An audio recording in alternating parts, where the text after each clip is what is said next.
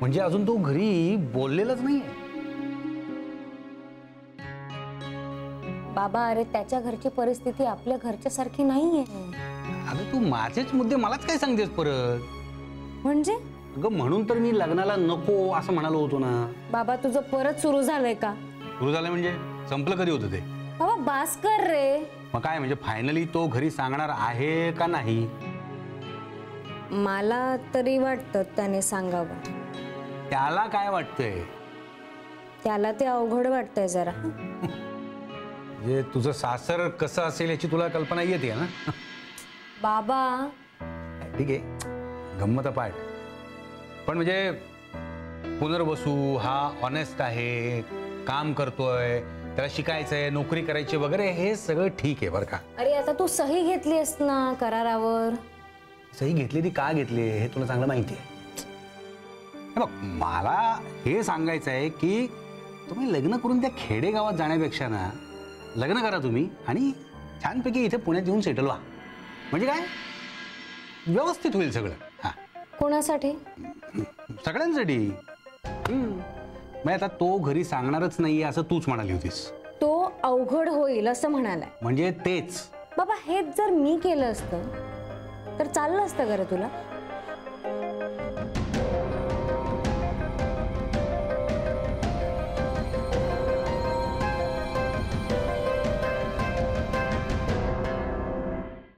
मी बरोबर करतोय ना?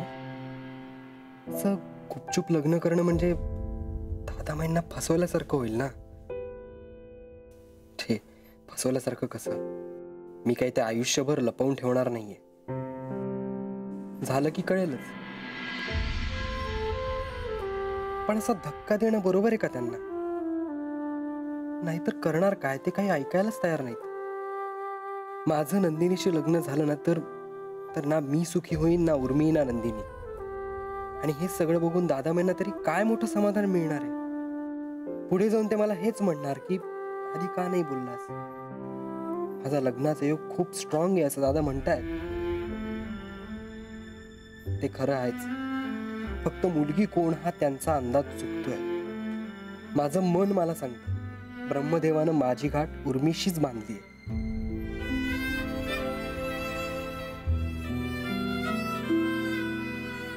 तिचं घरात येणं म्हणजे या घरात एक नवा दृष्टिकोन येण्यासारखं आहे. नवं ते सगळं वाईट, चुकीचं असं दादांना जे वाटते ते बदलेल. जुन्यातल्या ज्या गोष्टी टाकाऊ झाल्या आहेत त्या टाकल्या जातील. माझं घर कर्मकांडापेक्षा मनाच्या नात्यांनी बांधलं जाईल. उर्मीशी मी माझ्यासाठीच नाही या घरासाठी लग्न करतो. मला तिची आहेच पण ह्या घराला तिची जास्त गरज. ती या घरात सून म्हणून आलीच पाहिजे.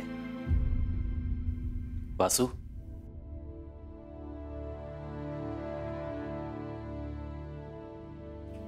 वासू,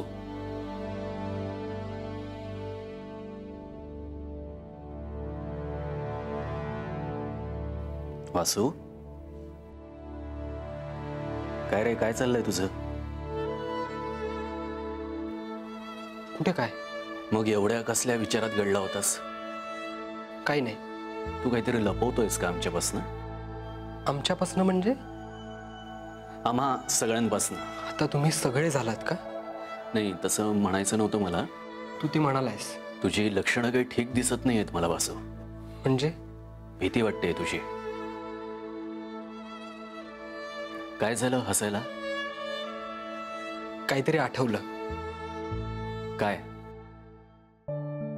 तुला आठवतं 7-8 वर्षांचा मी असेन. तुम्हाला विहिरीवर घेऊन जायचास पोहायला शिकवायला. मला फार भीती वाटायची तेव्हा.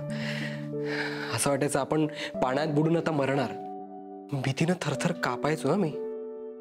पण मला अजूनही आठवतं तुम्हाला सांगितलं होतंस माझ्या मनात भीतीचा वरवंटा आहे. आणि हा वरवंटा जर मनात राहिला तर तो खूप मोठा होतो. आणि प्रत्यक्ष संकटांना जर आपण धडक दिली तर तो मुंगी एवढा छोटा होतो. भीतीचा वरवंटा बांध पाठीला आणि मार सूर.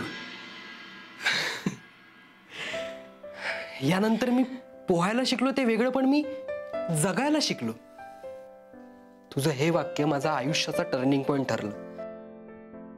भीतीचा वरवंटा पाठीला बांधायचा आणि सूर मारायचा, सगळं ठीक होतं. मनातल्या कल्पना जेवढ्या भयानक असतात तेवढी प्रत्यक्ष परिस्थिती नसते बरेचदा. म्हणूनच मी गावाच्या बाहेर पडलो, शिक्षणासाठी स्टँड घेतला.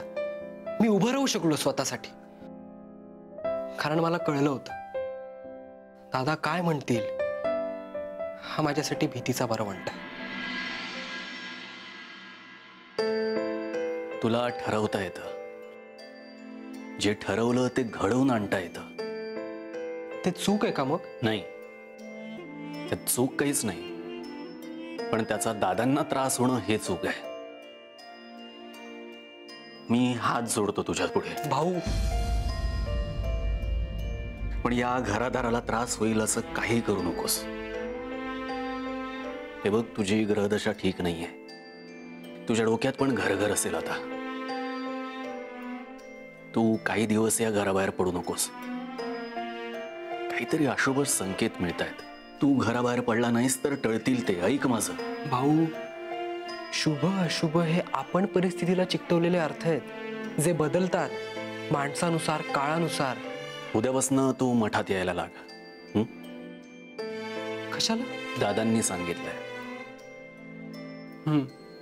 काय चाललं काय आहे तुझ्या डोक्यात? या घराचं हित, आणि त्यासाठी तू जे योग्य आहे ते सगळं करेन. म्हणजे घराबाहेर पडणार नाहीस ना?